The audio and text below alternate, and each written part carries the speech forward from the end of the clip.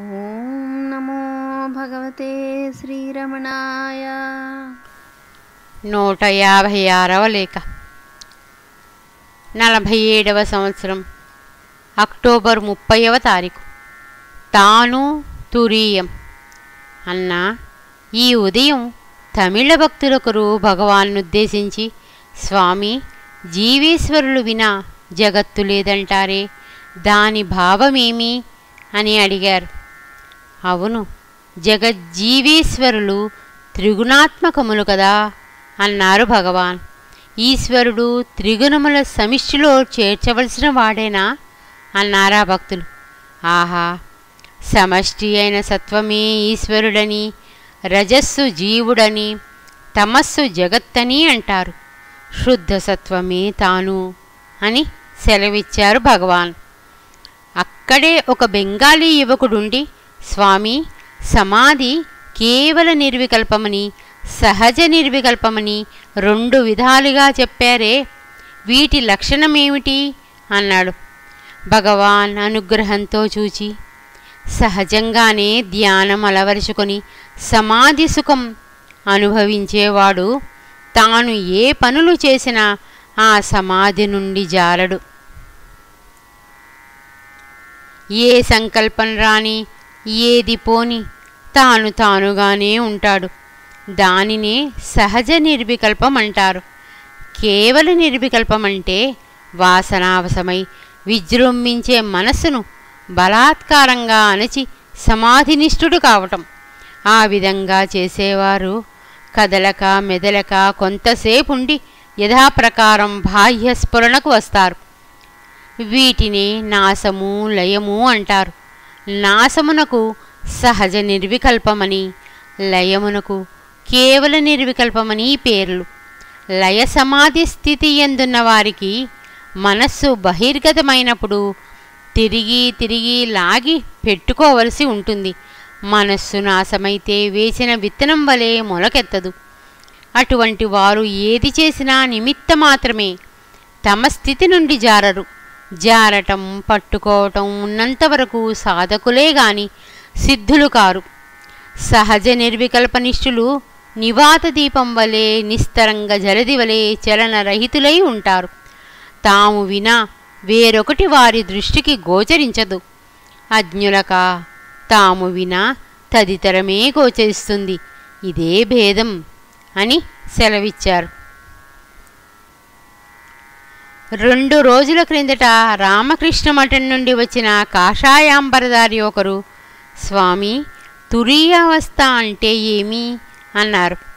తురీయావస్థ అంటూ వేరే లేదు, స్వరూపమే తురీయం అన్నారు భగవాన్. తురీయమని, తురీయాతీతమని అంటారే మరి అన్నారా పృచ్ఛకులు. ఉన్నది ఒకటే అవస్థ, దాన్ని తురీయం అనండి, తురీయాతీతం అనండి, ఏమన్నా సరే. జాగ్రత్త స్వప్న సుషుప్తులు 3 ఒకటి తరువాత ఒకటిగా సినిమా సీనులు మారినట్లు మారుతూ ఉంటవి. 3 తోపకాలే. ఈ 3ంటికి విలక్షణమై సాక్షిగా ఉన్నదేదో అదే తాను. 3 అవస్థలను తోసివేస్తే ఉండేది తానే కదా, అదే తురీయ అవస్థ. పరిభాషలో తురీయమని, తురీయాతీతమని ఏదో చెప్తారే కాని వాస్తవానికి ఒకే అవస్థ అని సెలవిచ్చారు భగవాన్. 157వ లేఖ. నవంబర్ 19వ తారీఖు. సర్వబంధువు. కొంతకాలం నుండి సాయంత్రం వేదపారాయణ వేళకు హాలు లోపల కొందరిని, వెలుపల కొందరిని కూర్చోమని అనవలసి వస్తోంది. జూబ్లీ హాలు తయారైన తరువాత సాయంత్రం వేదపారాయణ పూర్తిగా అక్కడికే మారింది. ఈ మార్పు జరిగిన తర్వాతే బరోడా రాణి పంపిన తెల్ల నెమలి వచ్చింది. వచ్చిన కొత్తల్లో పసిది కావడం వల్ల దుష్టజంతువులు ఏం చేస్తాయో అని భగవాన్ దానిని ఒళ్ళంతా కళ్ళుగా కనిపెడుతూ ఉండేవారు. రాత్రిళ్ళు భగవాన్ హాల్లోనే దానికి నివాసం. అది వచ్చినప్పుడు వేసవి కనుక భగవాన్ జూబ్లీ హాల్లోనే పడుకునేవారు. అందువల్ల ఉషక్కాలంలో జరిగే ఉపనిషత్ పారాయణ అక్కడే జరిగేది. చలికాలం రాగానే రాత్రి భోజనానంతరం భగవాన్ పడక హాల్లోకి మార్చారు సేవకులు. ఈ నెమలి హాలుకు మధ్యనున్న పై దూలం మీద నివసించి ఉండడం వల్ల దాని మల మూత్ర విసర్జనతో దూలం క్రిందనున్న స్థలం బీభత్సమై ఉషక్కాలంలో జరిగే ఉపనిషత్ పారాయణకు స్థలం చాలక ఇబ్బంది ఏర్పడింది. సేవకులు కొంచెం విసుగుదల చూపగానే, ఎందుకయ్యా విసుగు, దానికొక గూడు చేయించి జూబ్లీ హాలులో పెడితే సరిపోదా అన్నారు భగవాన్. వెంటనే ఒక భక్తుడు అందుకు ఆమోదించి ఇనుప గూడొకటి మందిరంలాగా తయారు చేయించాడు. ఆ గూడు జూబ్లీ హాలులో భగవాన్ కూర్చుంటే రాతి సోఫాకు ప్రక్కనే పెట్టి నెమలి పడక అక్కడికే మార్చారు సేవకులు. తదాది రాత్రి భోజనానంతరం హాల్లో పడుకుంటున్న భగవాన్ జూబ్లీ హాలులోనే పడుకుంటానని పట్టుబట్టారు. ఆ నవంబర్లో చలి విపరీతం కదా, బయట పడుకుంటే భగవాన్ శరీరానికి పడదని భక్తులకు భీతి కలిగి శ్రీవారితో మనవి చేశారు. భగవాన్ నవ్వుతూ, ఉండండయ్యా, వారెవరో ఎక్కడి నుండో మన వద్దకు వచ్చారు. వచ్చిన వారిని బయట పడుకోబెట్టి మనం లోపల పడుకోవడం ఏం మర్యాద? ఇంటికి బంధువు వస్తే తగినట్లు పరామర్శ చేయక వసారాలోనే ఉంచి మనం లోపల దూరితే బాగుంటుందా? వీలుంటే వారిని లోనికి తీసుకొని పోవాలి, లేకుంటే మనము వసారాలోనే పడుకోవాలి. అంతే, అంత చలిగా ఉంటే మీరు లోపల పడుకోండి అని సెలవిచ్చారు. భగవాన్ శరీరానికి జబ్బు చేస్తుంది, దానికి తోడుగా మేమెవరమన్నా పడుకుంటాం అన్నారు సేవకులు. మీకు మాత్రం జబ్బు చేయదా ఏమి? చాలును, కావాలంటే మీరే లోపల చేరండి అని ఆ రాత్రి వారెంత చెప్పినా అంగీకరించక జూబ్లీ హాల్లోనే పడుకున్నారట భగవాన్.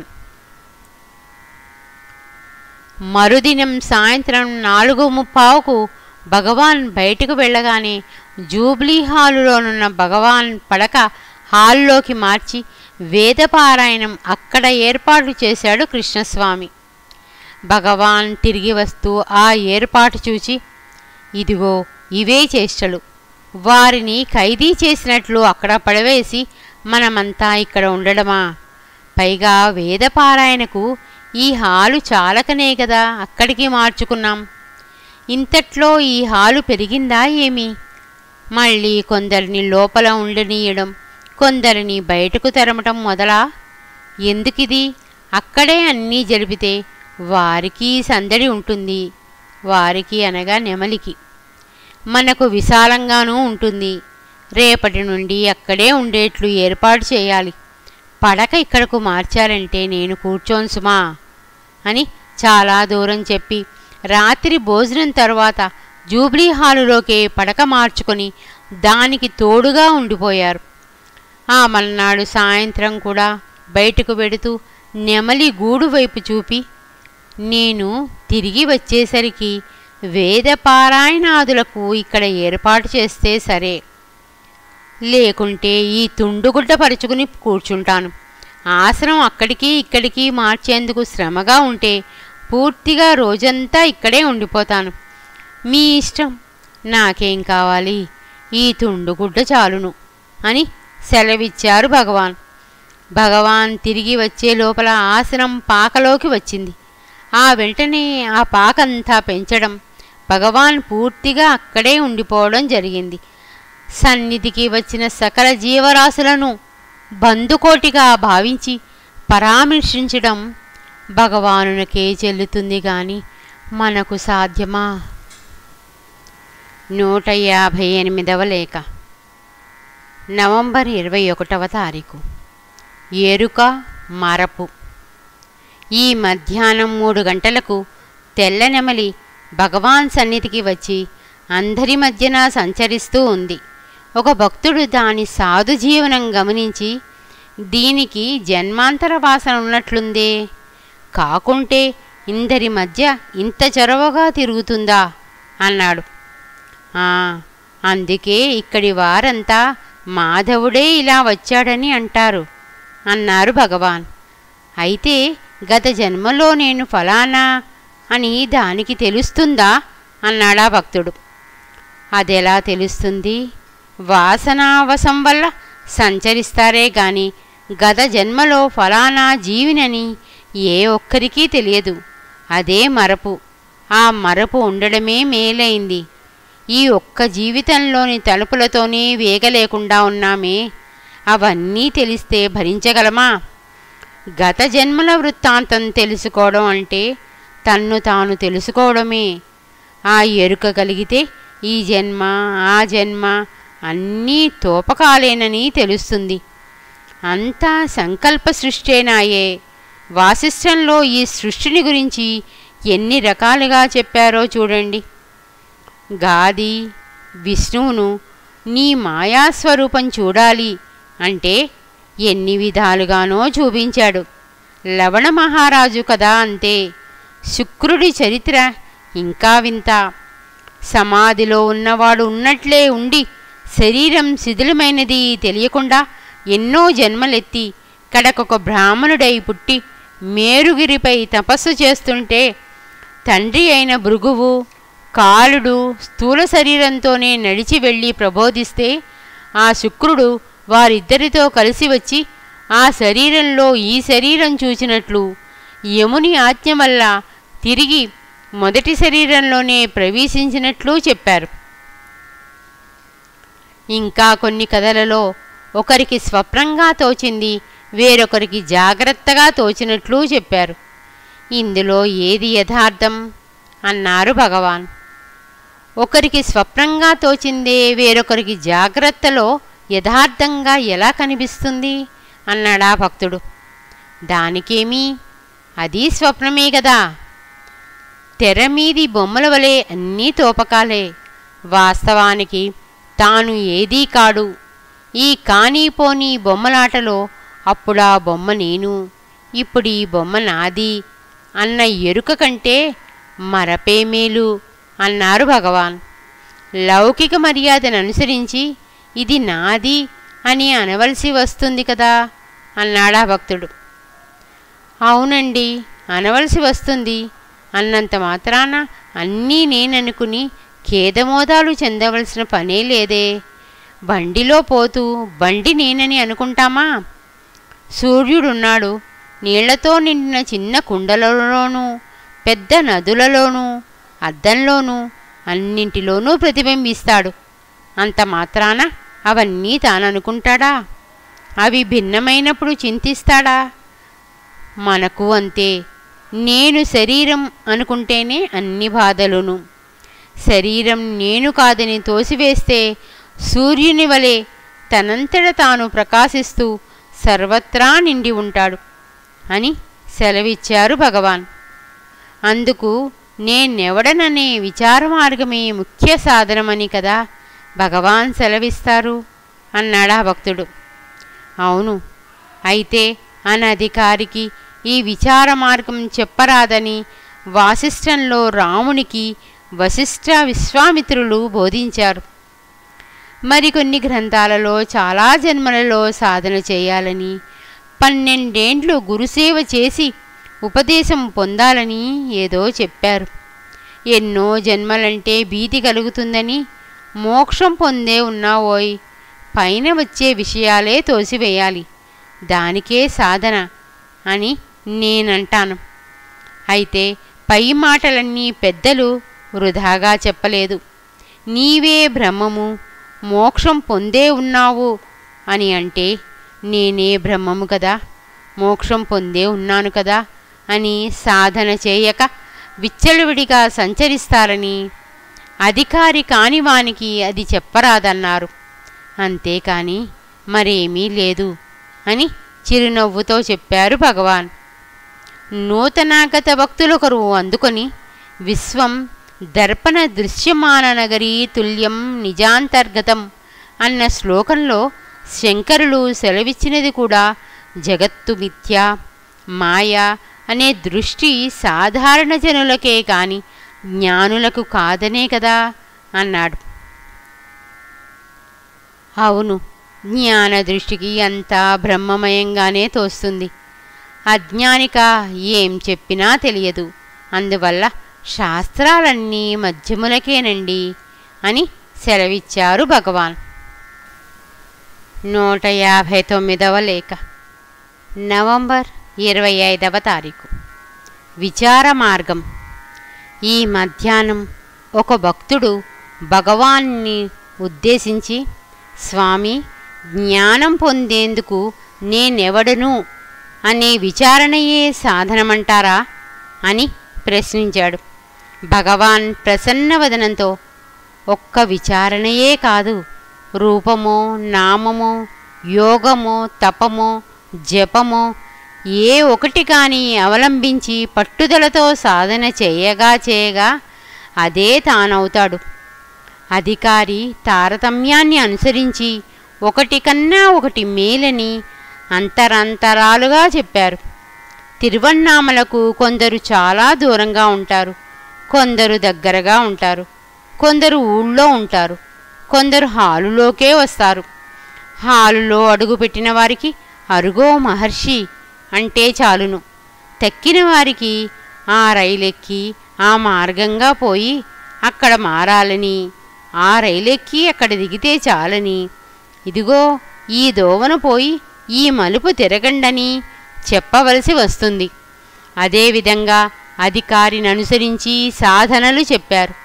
అంతటా పూర్ణంగా ఉన్న తన్ను తెలుసుకోవడానికి కాదీ సాధనలు. పై విషయాలను తోసివేయడానికే. పైవన్నీ తోసివేస్తే తాను ఉన్నట్లు ఉంటాడు. సదా ఉండేది ఏదో అదే తాను. అన్నీ తనలో పుట్టినవే. ఆ విషయం ఎప్పుడు తెలియగలదంటే తన్ను తానెరిగినప్పుడే. ఎరుగనంతవరకు ఈ దృశ్యమంతా యథార్థంగానే తోస్తుంది.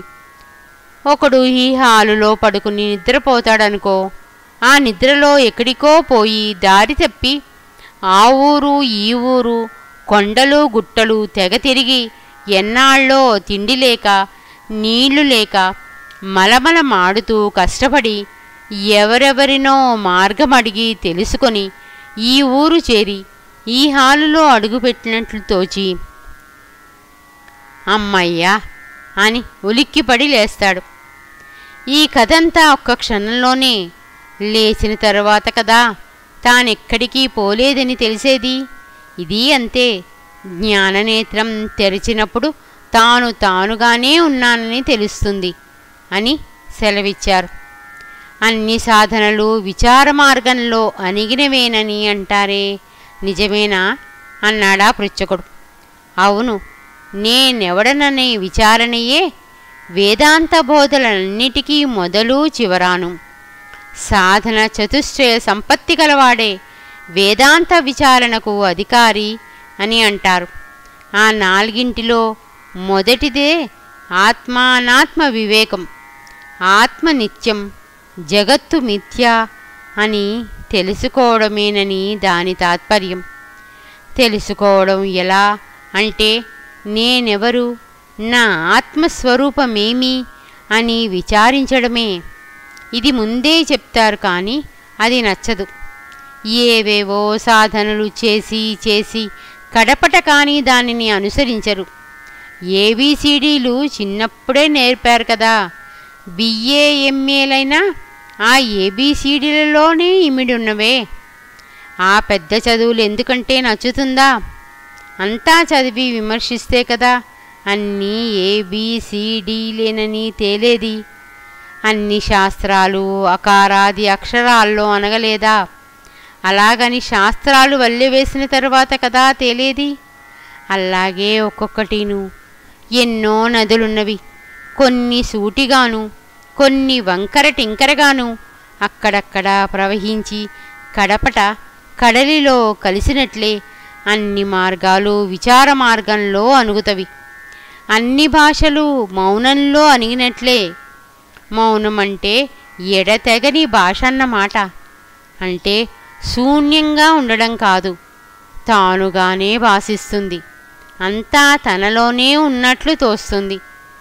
తమిళనాడులో పెద్దలొకరు, ఏమిరా మనం తెరగా ఉన్నాము, లోకమంతా మనలోని చిత్రాలుగా ఉన్నవి అని ఒక పాటలో పాడారు. మౌనం అంటే అంతటా పూర్ణమై ఉంటుంది. ఓం పూర్ణమద పూర్ణమిదం పూర్ణాత్ పూర్ణముదచ్యతే అన్నట్లు జ్ఞాని దృష్టికి అంతా ఒకటిగానే తోస్తుంది. వారు చూచినా చూడని వారే అని సెలవిచ్చి మౌనం వహించారు భగవాన్. 160వ లేఖ. నవంబర్ 29వ తారీఖు. దీపదర్శన దృశ్యము.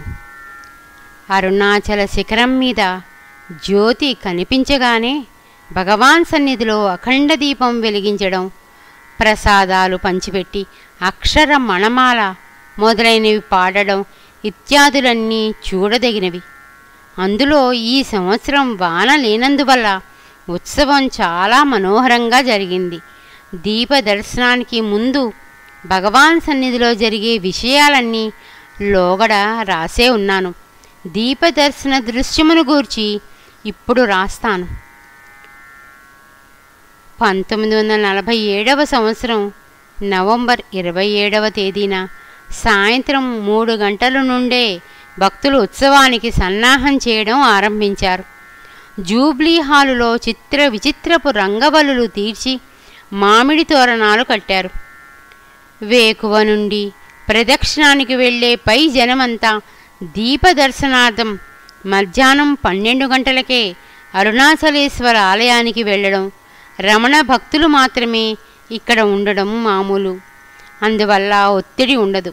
సాయంకాలము 4:30కు భగవాన్ గోశాల వైపుకు వెళ్ళగానే సేవకులు కొండ శిఖరానికి ఎదురుగా పట్టెమంచం వేసి పరుపులు పరిచి భగవాన్ సోఫా ప్రక్కన ఉండే సామానంతా తెచ్చి ఒక బల్ల మీద పెట్టారు.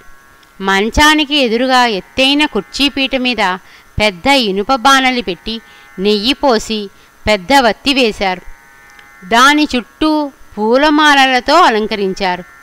ఇంతలో వెన్నంటి వచ్చే అనుచరులకు దీపోత్సవ గాథలు వివరిస్తూ గోశాల వైపు నుండి వచ్చే భగవాన్ సాక్షాత్ సదాశివుని వలె గోచరించడం వల్ల అంతా లేచి నిలబడ్డారు.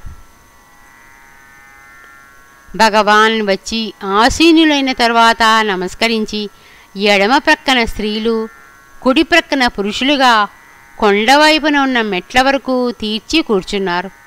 వారంతా సమర్పించిన టెంకాయలు, పళ్ళు, గంపలు నిండడమే కాక రకరకాల భక్ష్యాలతో నింపిన టిఫిన్ క్యారియర్లు, కళాయి గిన్నెలు, ఇత్తడి డబ్బాలు భగవాన్ ముందు భాగమంతా ఆక్రమించినవి. జ్యోతికై పెట్టిన బాణలిలో అంతా తెచ్చిన నెయ్యి పోసేసరికి గిర్రున నిండింది. అందరూ తెచ్చిన కర్పూరం వత్తిపైన పెట్టి ఉంచారు. అగరవత్తుల ధూపం మందమారుతంతో సఖ్యం చేసుకొని సభను సద్వాసనామయంగా చేసింది.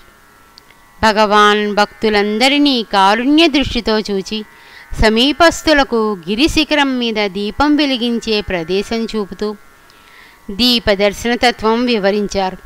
అది ముగియగానే వేదపారాయణ ఆరంభమైంది. పారాయణ ముగిసేసరికి సూర్యాస్తమయం అయింది.